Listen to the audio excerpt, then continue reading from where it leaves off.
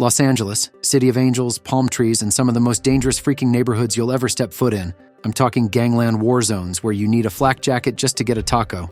But I love tacos, so I devised a clever disguise: thick black glasses, pocket protector, and classic I Heart Math t-shirt. I waltzed right into the mean streets of Compton and strolled out unscathed with the best street tacos this side of Tijuana. But Compton's got nothing on some LA hoods. I crunched the numbers on violent crimes, and spoiler alert, things get pretty gnarly. So join me on this whirlwind tour of the most dangerous neighborhoods in Los Angeles. Just make sure to bring your bulletproof vest, because we're going in guns blazing. Let's first discuss how to understand crime statistics in Los Angeles neighborhoods. Los Angeles certainly has a colorful reputation when it comes to crime. The City of Angels is home to over 4 million people from every walk of life, so it's no surprise that some neighborhoods have higher crime rates than others. The LAPD publishes crime statistics each year based on reported incidents of violent crimes like homicide, rape, robbery, and assault per 100,000 residents in each neighborhood. Now let's get into the top most dangerous neighborhoods in Los Angeles, California. All right, so you're thinking of visiting LA, but don't want to end up on an episode of Gangland. I feel you. As an Angelino, I can give you the straight dope on the hoods to avoid if you want to make it home with your wallet and dignity intact. I'll start with Watts neighborhood. With a violent crime rate of over 1,400 per 100,000 residents, Watts tops the list. Once notorious for riots and gang violence, Watts remains impoverished with high unemployment. Poverty and lack of opportunity often correlate with higher crime. The iconic Watts Towers may be an architectural marvel, but the neighborhood they preside over is anything but. With a violent crime rate of over 1,300% higher than the national average, just strolling down the street here can be life-threatening. Unless you have a death wish, steer clear. Watts was ground zero for the LA riots back in 1992. While things have supposedly cooled down since then, I wouldn't risk it. Stray too far off the main drags, and you're likely to encounter gangs, drugs, and violence. My advice? Keep on driving. Next up is Crenshaw. Just west of Watts, Crenshaw has a violent crime rate of over 1,300 per 100,000. Crenshaw is known for gangs like the Rollin' 60s neighborhood Crips. Drive-by shootings and stabbings are common here, but Crenshaw is also home to middle-class families struggling to overcome its dangerous reputation. Crenshaw is a popular area for filming hood movies, probably because it looks the part, between the dilapidated houses, abandoned lots, and ever-present threat of violence. It's easy to see why film crews flock here. For the rest of us, it's a no-go zone. The likelihood of becoming a crime statistic is just too high. Crenshaw Boulevard has a rep for gang activity, especially at night. Not a place to stop for selfies or souvenirs. During the day, it's not terrible, but still a bit sketch. If you must drive through, lock your doors and don't make eye contact. The next one is Mesa Heights. Nestled between downtown and Watts, Mesa Heights' violent crime rate is over 1,200 per 100,000 residents. Mostly residential with light industry, Mesa Heights has active gangs and drug trade. Residents point to lack of youth programs and jobs as contributors to crime.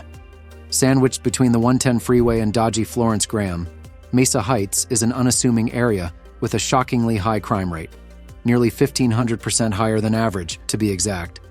So unless you enjoy the possibility of violence with your morning coffee, head to a different part of town. Vermont Square is next. At the intersection of the 110 and 10 freeways sits Vermont Square, a neighborhood with almost 1,700% more violent crime than the national average. Yeah, you read that right. With numbers like that, Vermont Square should probably be called Crime Square. Do yourself a favor and steer clear unless you want to experience LA's dangerous side firsthand. Next up is West Adams. Historic architecture and violent crime go hand in hand in West Adams. Alongside its Victorian mansions and craftsman bungalows, the neighborhood tallies a crime rate of over 1,500% higher than average. So unless you don't mind dodging danger between oohing and ahing over architectural details, West Adams is best avoided. Leimert Park is next. Leimert Park likes to bill itself as the soul of Los Angeles. But underneath the cultural festivals and intellectual discussions simmers a hotbed of criminal activity. With a crime rate 1,300% higher than the national average, the soul of Leimert Park seems to be danger and violence. Stick to safer areas of town, unless you want to experience the city's seedy underbelly. Leimert Park seems artsy and hip, but has struggled with drugs and crime for decades. While community groups are trying to clean things up, it remains a dicey area. Unless you're attending an event at the Vision Complex, I'd steer clear. No need to become another LA crime statistic. As a lifelong Angelino, I've seen the dark side of this city. But that doesn't mean you should avoid visiting altogether. Simply exercise caution, stay alert, and avoid lingering in the rougher parts of town, especially after dark. LA has so much to offer, just make sure to enjoy it safely. If you do venture into one of these hoods, Godspeed, you're going to need it. The LAPD has special task forces focused on these neighborhoods, but critics argue that increased police presence often exacerbates tensions without addressing root causes of crime, like poverty, lack of health care, and education. Overall, crime in LA has declined over past decades, but for some neighborhoods, danger still lurks around every corner after dark. Stay safe out there, Angelinos. So what makes these LA neighborhoods so dangerous? Somehow my curiosity always gets the better of me. I mean, how dangerous could these LA neighborhoods really be? According to the stats, pretty dang dangerous. But stats don't tell the whole story. Crime magnet. Turns out certain areas just attract criminal activity, like moths to a flame. In places like Watts or Crenshaw, poverty and lack of opportunity have festered for decades, creating a perfect storm of desperation. Gangs thrive, drug deals go down on every corner, and violence becomes a way of life. Under-policed and underserved. The police have all but given up on some of these spots. Response times are atrocious, and many residents feel completely unsupported. It's kind of a, you're on your own, pal situation. Can't say I blame the cops, though. These neighborhoods are rough, and they probably get sick of going in just to scrape up dead bodies or break up fights. A downward spiral. Once an area gains a reputation for being dangerous, it's hard to break that cycle. Businesses move out, property values plummet, and the standard of living declines. It becomes a magnet for crime and poverty, and the spiral continues. Places like West Adams or Leimert Park just never had a chance.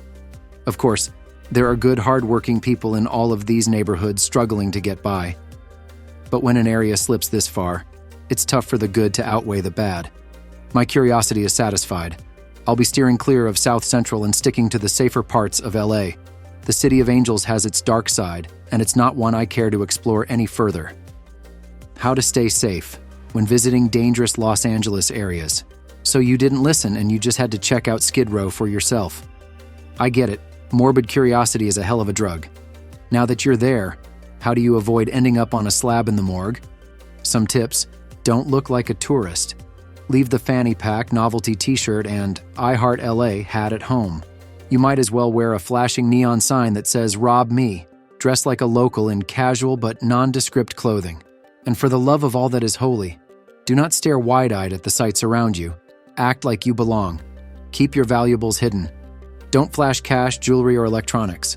Keep wallets in your front pocket and purses close to your body. Predators scope out easy targets, so don't make yourself one. Stay alert, walk confidently, and keep your head on a swivel. Be aware of your surroundings at all times. Don't get distracted looking at your phone or chatting with friends. If something feels off, it probably is.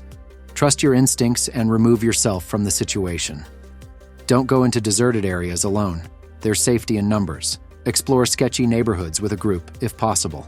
Dimly lit alleys, abandoned buildings, and empty parking lots are prime spots for muggings and assaults. Avoid them if you can. Learn basic self-defense. Take a self-defense class so you know how to physically protect yourself in a dangerous encounter. Even if you never have to use it, the confidence it builds can help you avoid becoming a victim.